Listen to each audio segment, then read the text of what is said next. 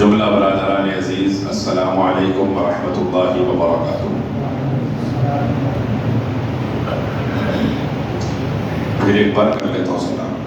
وعلیکم السلام۔ ایسا دیکھا خالی 4 آدمی تو سلام کرا ہے۔ السلام علیکم ورحمۃ اللہ وبرکاتہ۔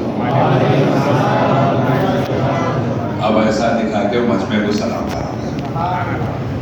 دیکھیے، ہم اس ذات کی امت ہے جن کے صدقے میں کائنات کی زندگی ہے، تو ہمیں اپنے زندہ ہونے کا ثبوت ہمیشہ دیتے رہنا چاہیے، کیونکہ اللہ نے ہمیں زندہ نبی کی امت میں پیدا فرمایا، اس نبی کی امت میں پیدا فرمایا جس نبی کی ذات بھی زندہ ہے، جس نبی کی بات بھی زندہ ہے، جس نبی کی زندگی کا ایک ایک گوشہ زندہ ہے، جس نبی کی سیرت زندہ ہے، جس نبی کا خاندان زندہ ہے، جس نبی کی زبان پاک سے نکلا ہوا ایک ایک ارشاد زندہ ہے، بلکہ جو اس نبی کی محبت میں فنا ہو گیا اور وہ امتی بھی زندہ ہے۔ اللہ تبارک و تعالیٰ نے اس زندہ نبی کی امت میں ہمیں پیدا فرمایا، اور ہم اسی نبی کی میلاد منانے کے لیے جمع ہوئے ہیں جس کے دم سے کائنات کا دم ہے، جس کے وجود سے وجود کائنات ہے۔ دنیا کہتی ہے کہ جب میلاد کا تذکرہ ہوتا ہے تو لوگ کہتے ہیں کہ بھئی میلاد اب کیوں منا رہے؟ 1500 سال پہلے حضور کی ولادت ہوئی ہے، اب میلاد منانے کی کیا ضرورت آ گئی ہے؟ اس وقت منانا تھا تو منا لیا گیا۔ اللہ تعالیٰ نے فرشتوں کو مکے کے قریب کر دیا، 70,000 عورتیں مکے میں آ گئی، بی بی حوا آ گئی، بی بی آسیہ آ گئی ہے، بی بی مریم آ گئی ہے، تمام چیزیں روایات میں موجود ہے، اور بڑے بڑے فرشتے مکے کی وادی پہ آ گئے ہیں، ستاروں کو زمین کے قریب کر دیا گیا۔ امام قسطلانی نے ذکر فرمایا، امام اسقلانی نے ذکر فرمایا، یہ تمام امام جلال الدین سیوطی نے ذکر فرمایا، یہ تمام ائمہ ذکر فرماتے رہے۔ 1500 سال پہلے کی بات ہے، اس وقت سرکار کی میلاد ہوئی۔ اب میلاد منانے کی وجہ کیا ہے؟ آپ ذرا دنیا کو دیکھیں گے تو پتا چلے گا کہ دنیا میں جتنے لوگ پیدائش کی خوشی مناتے ہیں، کوئی اپنے بچوں کی خوشی مناتا ہے، کوئی بچہ پیدا ہو تو خوشی مناتا ہے، کوئی ماں باپ ضعیف ہے، ان کی عمر زیادہ ہو گئی، ان کی جو ہے ولادت کی خوشی مناتا ہے، اور بتاتا یہ ہے کہ آج باپ زندہ ہے، کل انتقال ہو جائے، کوئی پیدائش کی خوشی نہیں منائے گا۔ آج بیٹا زندہ ہے، اس کی پیدائش کی خوشی ہے، اس کا انتقال ہو جائے، کوئی اس کی پیدائش کی خوشی نہیں منائے گا۔ پتہ کیا چلا؟ دنیا اس کی پیدائش کی خوشی مناتی ہے جو زندہ ہوتا ہے، جو دنیا سے چلا جاتا ہے اس کی پیدائش کی خوشی دنیا نہیں مناتی۔ اور میں میرے نبی کی میلاد اس لیے مناتا ہوں کیونکہ میرا نبی کل بھی زندہ تھا، آج بھی زندہ ہے، قیامت کی صبح تک زندہ رہے گا۔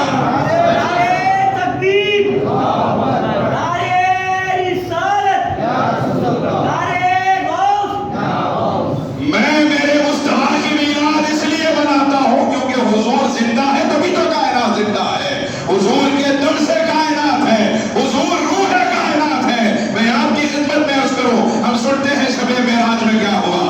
میرے آقا تشریف لے گئے، اور جو کچھ ہوا جہاں تک پہنچانا تھا پہنچایا۔ ثم دنا فتدلی فکان قاب قوسین او ادنی کی منزلوں تک رب کریم نے محبوب کو بلوایا، اور جب محبوب واپس تشریف لائے تو کیا ہے؟ دروازہ مبارک کی زنجیر ہل رہی تھی۔ ہم نے سنا ہے نا، یہ روایتیں مشہور روایات ہیں کہ دروازے مبارک کی زنجیر ہل رہی تھی، اور جب آپ بستر پاک پہ واپس آئے تو بستر مطہر پہ جسم مقدس کی گرمی محسوس ہو رہی تھی۔ بستر مطہر پہ جسم مقدس کی گرمی محسوس ہو رہی تھی۔ پتہ کیا چلا؟ اتنا بڑا سفر کر کے آنے کے بعد آپ بستر پہ لیٹے، کچھ دیر کے بعد آپ کے جسم کی گرمی نہیں محسوس ہوتی ہے۔ آپ دروازے کی زنجیر لگائیں، آپ 2 قدم چلیں، پلٹ کے دیکھیں، اس کا ہلنا بند ہو جاتا ہے۔ وجہ کیا ہے؟ کہ زنجیر بھی ہلتی رہی ہے، جسم مبارک کی گرمی بستر مبارک پہ ظاہر بھی ہو رہی ہے۔ سبب یہ ہے کہ جب کوئی انسان دنیا سے چلا جاتا ہے، دنیا سے جانے کا مراد کیا ہے؟ جب کوئی انسان مر جاتا ہے، اور مرتا کیسے ہے؟ جب تک جسم میں روح ہے انسان زندہ ہے، جب روح نکل جائے انسان مر جاتا ہے۔ اب اگر کسی کی روح نکل جائے، وہ انسان مر چکا، وہ نہ اپنے سے ہاتھ ہلا سکتا ہے، نہ پیر ہلا سکتا ہے، نہ کبھی اللہ کا نام لے سکتا ہے۔ لیکن اللہ نے چاہا کہ دوبارہ زندہ کر دیا جائے، پھر اس کی روح اس کے جسم میں داخل کی جائے، وہ ہاتھ بھی ہلائے گا، پیر بھی ہلائے گا، گفتگو بھی کرے گا۔ ہوگا کہ نہیں ہوگا؟ جو روح جس کے جسم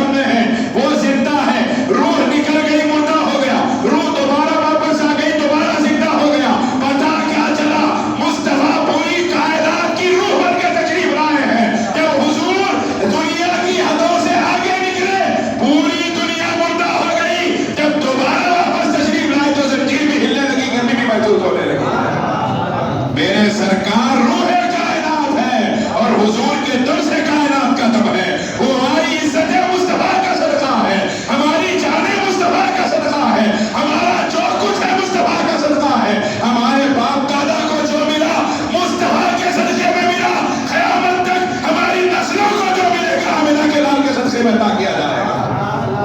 یہ ساری کائنات حضور کے وجود سے ہے, مصطفیٰ کے وجود سے کائنات کا وجود ہے. اللہ فرما رہا ہے میں تمہیں اثر دوں اس حال میں کہ میرا محبوب تمہارے درمیان رہے. پتا کیا چلا عذاب کس کی وجہ سے رکا ہے, کس کی وجہ سے رکا ہے. عذاب رکا کس لیے ہے؟ دنیا کا وجود کس کے دم سے قائم ہے, ہمارے اوپر کرم کس کے دم سے قائم ہے. میں آپ کی خدمت میں عرض کروں, لوط علیہ السلام کی قوم نے گناہ کیا, برباد ہوئی کہ نہیں ہوئی؟ لوط علیہ السلام کی قوم نے گناہ کیا, برباد ہوئی کہ نہیں ہوئی؟ بیٹا چلا گیا آنکھوں کے سامنے, پہلے سے طے ہو چکا تھا کہ بیٹے کے بارے میں پوچھنا نہیں ہے, کسی اور کے بارے میں سوال کرنا نہیں ہے. لیکن جب پہاڑ کی چوٹی سے بیٹا نیچے گرتا ہوا نظر آیا, بے چین ہو گیا, اللہ میرا بچہ. کیا ارشاد ہوا؟ یا نوح انہ لیس من اہلک انہ عمل غیر صالح فلا تسألنی ما لیس لک بہ علم. کہ اے نوح یہ تمہاری اولاد نہیں ہے. کیا پتا چلا؟ بدعمالیوں کی وجہ سے ہم نے اسے خاندان نبوت سے بے دخل کر دیا ہے, باہر نکال دیا ہے. آئندہ اس کے بارے میں سوال مت کرنا. نوح علیہ السلام کی اولاد, لوط علیہ السلام کی بیوی, ان کی قومیں برباد ہو گئی. قوم سمود کھڑی ہوئی, برباد ہو گئی. قوم عاد کھڑی ہوئی, گناہ کیا, برباد ہو گئی. قوم سبا کھڑی ہوئی, گناہ کیا, برباد ہو گئی. قوم شعیب کھڑی ہوئی, گناہ کیا, برباد ہو گئی. قوم صالح کھڑی ہوئی, گناہ کیا, برباد ہو گئی. فرعون کھڑا ہوا, قانون الہی سے ٹکر لینے کی کوشش کیا, پانی میں غرق کر دیا گیا. نمرود کھڑا ہوا, اللہ کے قانون کے خلاف برباد کر دیا گیا. جب شداد کھڑا ہوا, اللہ کے حکم کے خلاف برباد کر دیا گیا. بنی اسرائیل بندر بنا دیے گئے, اللہ کے حکم کے خلاف کھڑے ہوئے. آپ پورا قرآن اٹھا کے دیکھیے, 6666 آیتیں, 500 آیتیں وہ ہیں جن میں احکامات ہیں. احکامات ہے, نماز ہے, روزہ ہے, حج ہے, زکات ہے, وضو ہے, سب احکامات کس میں ہیں؟ 6600 میں صرف 500 آیتوں میں سارے احکامات ہیں. باقی سب پرانی امتوں کے واقعات بیان کیے گئے. قرآن کھول کھول کے بیان کر رہا ہے, جس نے ہمارے قانون کو نہیں مانا برباد ہو گیا, جس نے گناہ کیا کثرت کے ساتھ وہ برباد ہو گیا, جس نے ہمارے نبیوں کے طریقوں کو چھوڑا وہ برباد ہو گیا, جس نے ہمارے پیغمبروں کی باتوں سے ٹکر لی وہ برباد ہو گیا, جس نے ہمارے حکم کا انکار کیا وہ برباد ہو گیا. چاہے عاد ہو کہ سمود ہو کہ بنی اسرائیل ہو, کہ قوم سبا ہو کہ قوم شعیب ہو, قوم صالح ہو یا نمرود ہو کہ فرعون ہو کہ شداد ہو کہ حمان ہو, یہ جتنے برباد ہوئے ہمارے خلاف کھڑے ہونے کی وجہ سے برباد ہوئے, ہماری بات کے خلاف عمل کرنے کی وجہ سے برباد ہوئے. لیکن آپ تھوڑا سا ٹھنڈے دل سے غور کریں, آپ کو پتا چلے گا یہ جتنی قومیں گناہ کرتی تھی وہ سارے گناہ آج کا مسلمان ملا کے کر رہا ہے. وہ قومیں جو الگ الگ گناہ کرتی تھی, آج مسلمان وہ سارے گناہ ملا کے کر رہا ہے. وہ ایک گناہ کو کثرت سے کرتے تھے, عذاب آ جاتا تھا. آج کا مسلمان سارے گناہوں کو کثرت سے کر رہا ہے, عذاب نہیں آ رہا, اس پہ رمضان آ رہا ہے. عذاب نہیں آ رہا, اس پہ شب برات آ رہی ہے. عذاب نہیں آ رہا, شب معراج آ رہی ہے. عذاب نہیں آ رہا, شب قدر آ رہی ہے. پتا کیا چلا؟ کیا ذات بدل گئی ہے فیصلہ کرنے والی؟ نعوذ باللہ, وہ ذات بدل سکتی ہے. کل بھی اللہ ہی قادر مطلق تھا, آج بھی اللہ ہی قادر مطلق ہے. وہی فیصلہ کرنے والا تھا, وہی فیصلہ کرنے والا ہے. تو کیا بندہ بدل گیا ہے؟ بندہ بھی نہیں بدلا, بندہ بھی وہی ہے. وہ بھی 2 آنکھ والے تھے, ہم بھی 2 آنکھ والے. وہ بھی 2 کان والے تھے, ہم بھی 2 کان والے. وہ بھی 1 زبان والے, ہم بھی 1 زبان والے. وہ بھی ناک رکھنے والے, نقشہ رکھنے والے, چہرہ رکھنے والے. وہ بھی 2 ہاتھ والے, ہم بھی 2 ہاتھ والے. وہ بھی 2 پیر والے, ہم بھی 2 پیر والے. ارے فیصلہ کرنے والا بھی وہی ہے اور بندے کی حیثیت بھی وہی ہے. لیکن فیصلہ بدل چکا ہے. وہاں گناہ کرتے ہیں تو عذاب آتا تھا, یہاں گناہ کرتے ہیں تو رمضان آتا ہے. ذات وہی ہے, بندے کی اوقات وہی ہے, لیکن بدلا تو کیا بدلا ہے؟ فیصلہ بدلا ہے. میں آپ کی خدمت میں عرض کروں, فیصلہ کس کی وجہ سے بدلا؟ فیصلہ بندے کی وجہ سے نہیں بدلا, فیصلہ وسیلہ کی وجہ سے بدلا ہے. کیونکہ وہاں پہ اللہ اور بندوں کے درمیان کبھی موسیٰ تو کبھی عیسیٰ تھے, اور یہاں کرم اس لیے ہے کہ یہاں اللہ اور بندوں کے درمیان محمد رسول اللہ کی ذات ہے. یہاں اللہ اور بندوں کے درمیان آمنہ کے لال کی ذات ہے.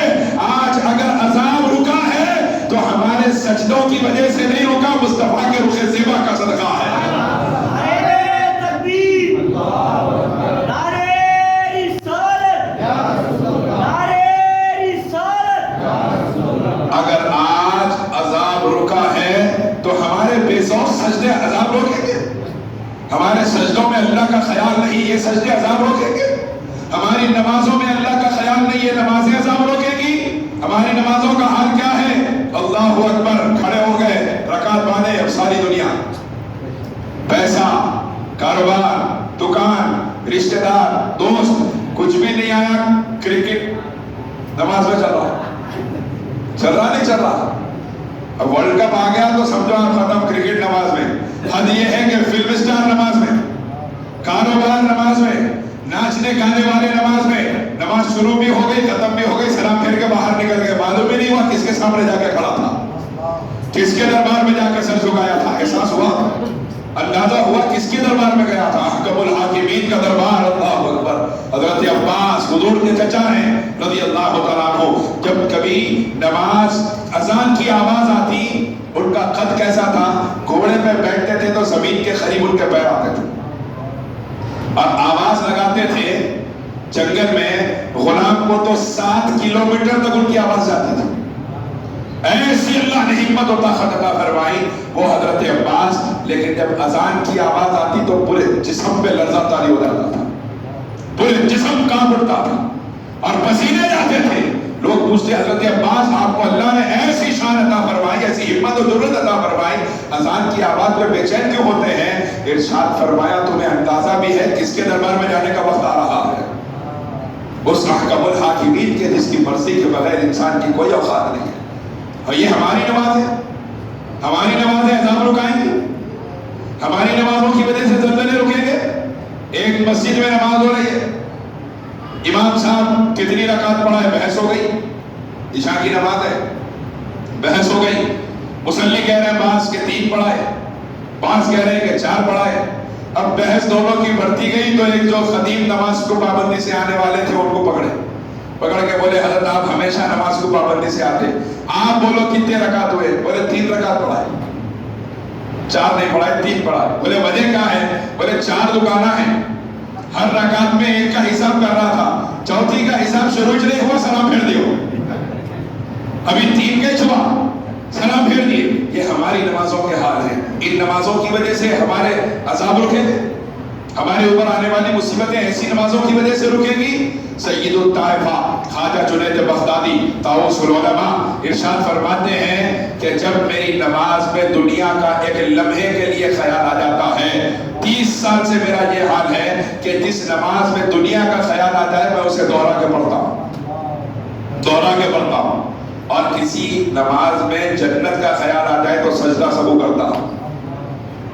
لوگوں نے کہا حضرت سجدہ سہو تو واجب کے چھوٹنے پہ ہوتا ہے، بڑی غلطی پہ ہوتا ہے، اور آپ فرما رہے ہیں کہ جنت کا خیال کوئی غلطی ہے جس کی وجہ سے سجدہ سہو کر رہے ہیں؟ جنید بغدادی ارشاد فرماتے ہیں ہاں، عبادت اسی وقت کامل ہوتی ہے جس میں یار کے سوا کسی اور کا خیال باقی نہ رہے، فقط پروردگار کا خیال رہے، کسی اور کا خیال نہ رہے، وہ نماز مقبول ہے، وہ نماز کامل ہے۔ ہماری نمازیں دنیا سے بھری پڑی، ہمارے سجدے بے ذوق، ہم ذکر کرتے ہیں تو دنیا ذہن میں ہوتی ہے، درود پڑھتے ہیں کسی بھی عمر میں ہو، عمر نکل گئی ہماری، درود پڑھ رہے ہیں، تسبیح ہاتھ میں ہے، کیا چل رہا تمہارے گھر میں؟ کیا ہوا تمہارے بیٹے کا کاروبار کیسا چل رہا؟ ارے وہ بھاوا لڑنے رہے تھے تمہارے ان لوگوں کا کیسا چل رہا؟ تسبیح ہاتھ میں، درود پڑھ رہے ہیں، درود پڑھ رہا ہے غلام تو اسے احساس ہونا چاہیے میں میرے آقا و مولا کی بارگاہ میں غلامی کا نذرانہ پیش کر رہا ہوں، اس کے آداب بہت زیادہ ہیں۔